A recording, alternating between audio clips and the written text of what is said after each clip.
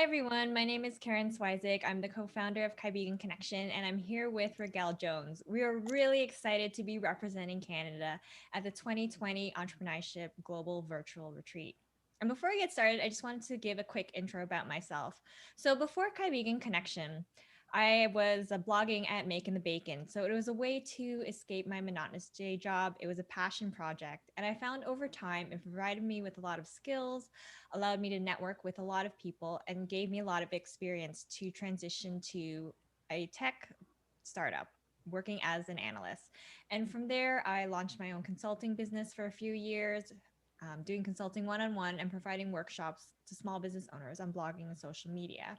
So, in addition to this, I'm also an instructor at Sheridan College where I teach their blogging and social media courses. I have a podcast called the Bacon Bits and Bites podcast where I interview entrepreneurs, startup founders, and investors every month to find out what makes them tick. And to add on to my love for writing, I'm also the co author of the Amazon bestseller in women's health called Fitness to Freedom, and the co author of another book called Lighting the North, which launches this month and is a 2020 finalist in the nonfiction category for the Canadian Book Club Awards.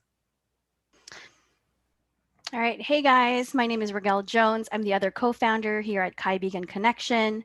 In addition to being co-founder at Kaibigan Connection, I'm also a mindset coach at Upgrade You Academy.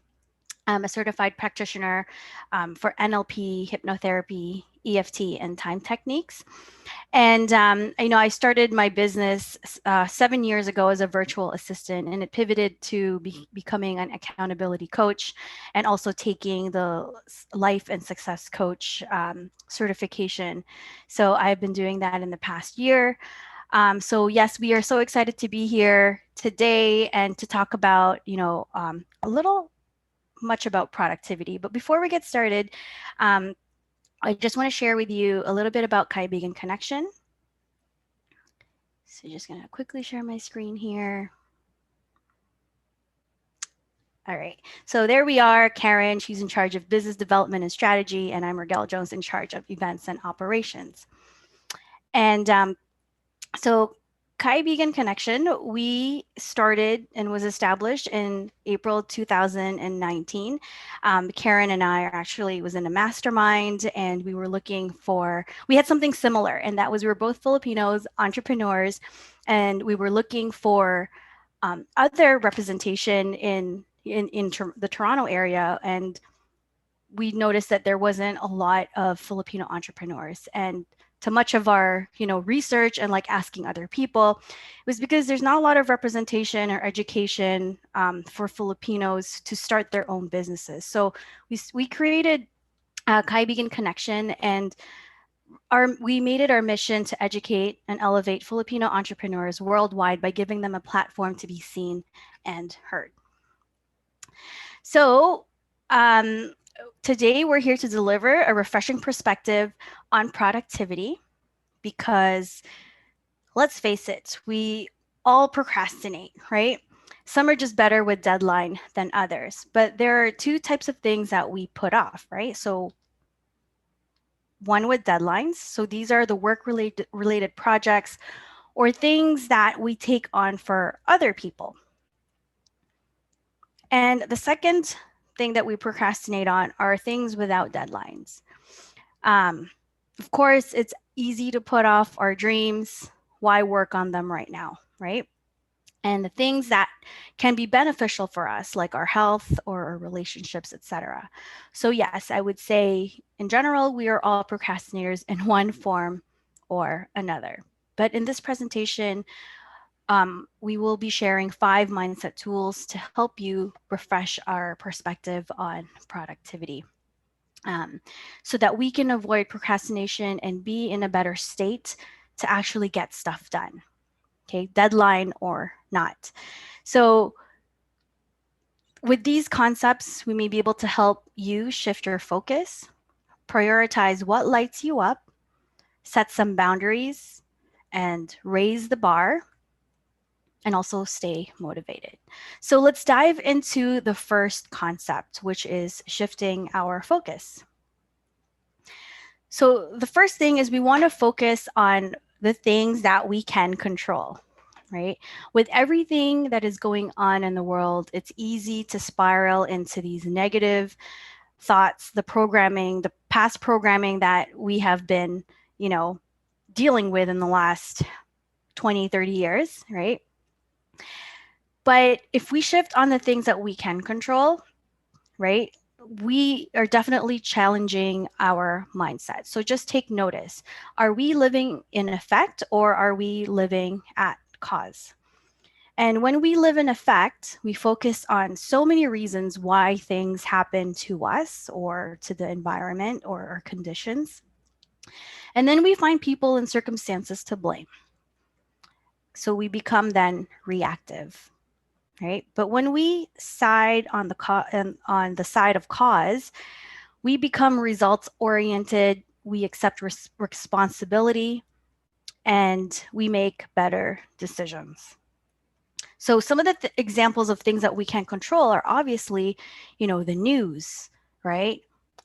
Oh, let's say a global pandemic, right? It's not something that we can control. The weather, other people's behaviors, you know, this can really distract us or really shift our work, right? And for even the minor things, so other people's behaviors, if somebody walks in and you can't control what other people are saying, and then you hear something you don't like, it could really start your day negatively, right? So we could become reactive by the news or by other people's behaviors and can cause anxiety throughout our whole day. So we just want to take notice of those things, but we want to focus on things that we can control. So if it comes to your business, ask yourself goal defining questions. So goal defining questions are high quality questions, because when you ask high quality questions, you get high quality answers. So if we're going to be a cause for our results, we want questions that will allow you to grow. Okay. So let's take a look at some examples of these questions. Why does this happen every time I launch a product or service? Why would they buy from me? There's a ton of people they can go to for this product or service. What kind of answers do you think we're going to get if we ask these types of questions? There's nothing wrong with asking questions. Again, we want to reframe it so that it's a high quality question. So let's just reframe the same question, but how can I improve my results for my next launch? Or how can I better connect my audience so that they will know, like, and trust me? So as you can see here, you're probably going to get better answers because you just reframed your questions into a higher quality one. There, we've switched this question to be goal defining questions, right? So as you can already see, just by reframing the same question, we've already shifted our focus on the things that we can control just by asking better questions. Okay. So why is not really favorable. How is good quality questions, right? What can go both ways, like as in what type of questions. But here's a broad question you can ask to shift your focus back on what you can control. What can I do from where I am with what I have? Right? So again, focus on what you can control. And when it comes to when we want to be at cause and become results oriented, and so we can make better decisions, let's then ask ourselves goal defining questions. So that's mindset tip number 1. So tip number 2 is have a success list instead of a to-do list. But if you're already on top of your to-do list, just keep it and add a success list, right? So there's people that are struggling to keep up with a to-do list, and there is a good reason why. So you see, all the boring and non-exciting tasks always fall under a to-do list. I have recurring to-do lists, which is boring and I don't want to do them, right? But they're a must. But we know that once we complete the task, more will get added to it. So like my recurring, right? It becomes a never-ending list, but we eventually become bored or avoid the task altogether. So you don't want to spend a chunk of your life ticking off to-do lists, right? And if you are, and if you have a success list, and we'll show you how to do this, when you create a success list, you're inspired to look at daily. Your subconscious mind starts firing and wiring exciting thoughts and emotions. So, the opposite of when we're getting information and being reactive to like the news, when we get undesirable news, yeah, the information will then start firing like negative emotions, right? So, on this side, on the positive side of things, when we look at our success list daily and things that we can focus on, right, we are then creating new programming so that we can get excited, starting with our thoughts, going to our emotions, and then the actions that we take. And then we experience these results. And when we're happy with the results, we keep going. Or, if we're not happy with the results, then it's feedback, it's information, right? We can then shift our focus. So, for example, here's a list of examples of a success lists, right? You won't have any problems checking these things off your success list. There could be smaller projects that could branch from your success list, and that's great. You're creating more expansive projects and goals that will lead you closer to your definition of success. Your subconscious and conscious mind will be coherent and agree that you are working towards exciting and tangible results. And you can always revisit your success list. It will grow as you grow as a person. Okay. So for example, if your success list could be enough savings for a vacation home, then a task could be, start saving however much money per month. Look for the perfect location. If you want to foster creativity in your kids, get them unhooked from their devices. You want to double your profits by year 2022. We increase the price of, whatever you need to increase the price, create an affiliate program, or maybe develop a strategic partnership to expand your audience and your reach, right? So that's the other thing about the success list. So now we're going to talk about the issues of boundaries. If you want to get naturally productive, we have suggested focusing on the things that you can control. So, and also having a success list. And the next mindset tool, or the next tool that we're going to talk about, I'll hand the mic over to Karen. It's really important for your growth as well. So I'll let her share that with you. I'll stop sharing my screen. All right, so now I'm going to focus on the tool talking about elevation and how it requires a separation. So, especially during this time, during the pandemic, we have quickly realized that life is too short to live someone else's dreams. And really, if you want to elevate your current situation to get to your goals quicker, this requires you to stop becoming people pleasers. So we can have friends that don't necessarily have the same goals as us. That's okay. And it's important to respect that.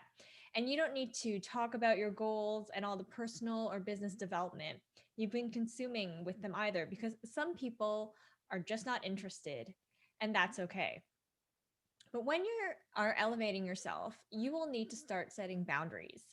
Meaning, if you have toxic people in your life, you need to start spending less time with them and start spending time with people who are more positive.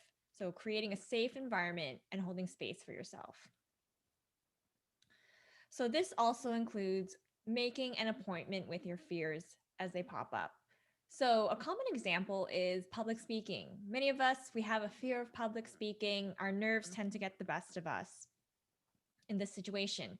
We're afraid we'll stumble on our words, we'll forget what to say, or we'll feel that people aren't interested in what we're talking about.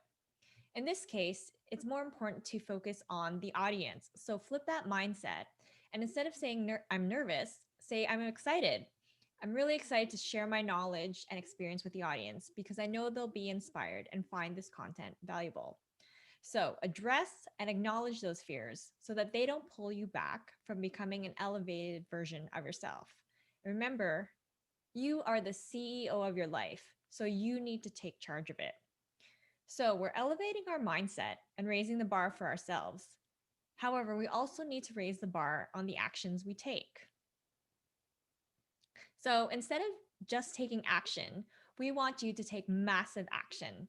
So, just as Rigel was talking about earlier, the quality of the questions defines the quality of your answers. So, high quality questions equals high quality answers. Therefore, with respect to actions, in order to get those results, you need to take greater action to produce the high quality results. And they will only be as big as the action you take. So, what do you need to do? Step up your game. Ask yourself, what would your elevated self do? And also come from a place of service. And when you come from a place of service, it's less scary because your massive action, it doesn't become about you. It focuses more on the people you serve and the impact you'll make on their lives.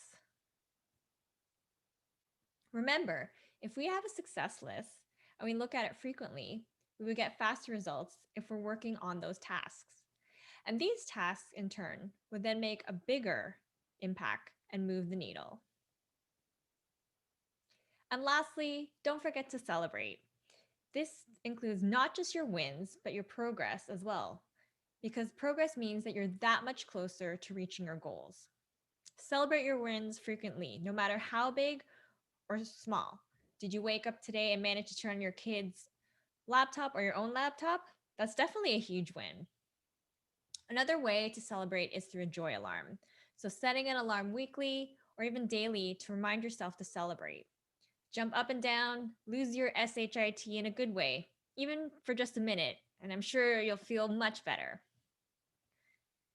And if you do decide to do that, please record it and tag us on Instagram and Facebook so we can celebrate with you.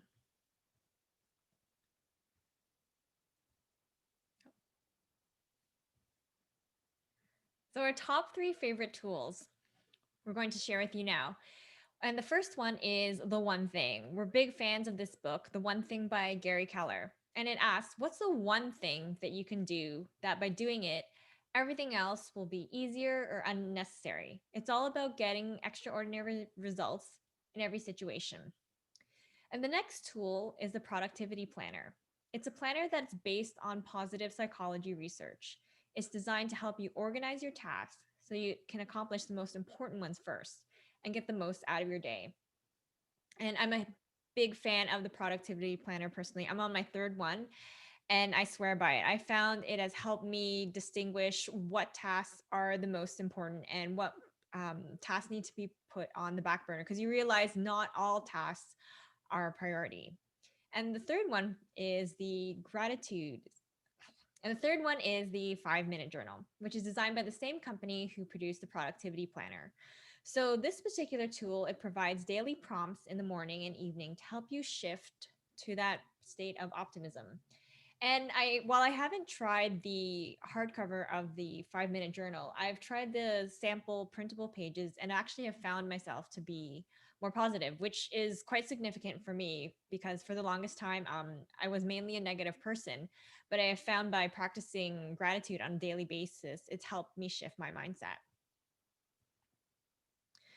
So, just to summarize everything we've discussed in this presentation, I wanted to reiterate to you how an expanded perspective can help you. So, it can help you shift your focus. And remember, focus on what you can control. Prioritize what lights you up. And you can do so by having a success list. It's important to set boundaries. Remember, elevation requires separation from your fears and separation from toxic people. Raise the bar. Don't just take action, take massive action. To stay motivated, celebrate wins and progress, both big and small. Thank you so much for listening to our presentation. We hope you got a lot out of it and found the content to be valuable. You can find us online at www.kaibiganconnection.ca and on Facebook, Twitter, LinkedIn, and Instagram.